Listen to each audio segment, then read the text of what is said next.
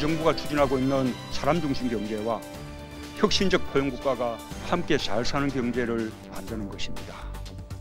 미래의 희망을 만들면서 개천에서 용이 나오는 사회를 만들자는 것입니다.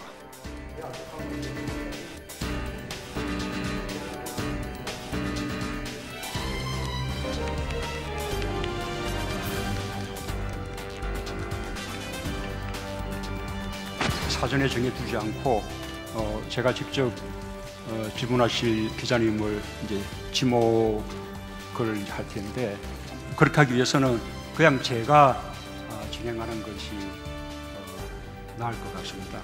이쪽에 맨 끝에 의사가 있으신지 여쭤주십시오. 서로 입장의 차이가 있었는데 거의 가장하시고 나쁜 점이었습니다. 네, 오늘 청와대에서는 문재인 대통령의 신년 기자회견이 있었습니다.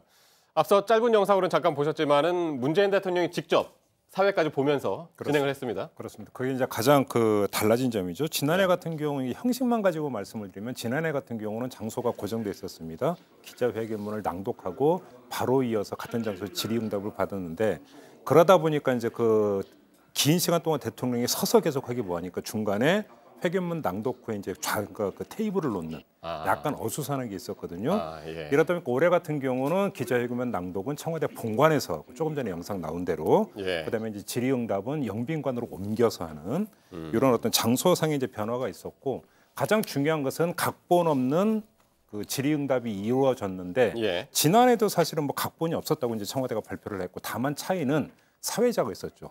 윤영찬 당시에 이제 국민소통수석이 사회를 보면서 네, 그 기자 지명을, 그러니까 질의를 할 수 있는 기자를 지목을 윤영찬 수석이 했는데, 예. 이번에는 문재인 대통령이 직접 이 그 질의 어떤 기자를 지목을 했고, 바로 예. 즉석에서 일어나서 질의를 하고 응답을 하는, 이게 이제 가장 달라진 점이라고 봐야 되겠죠.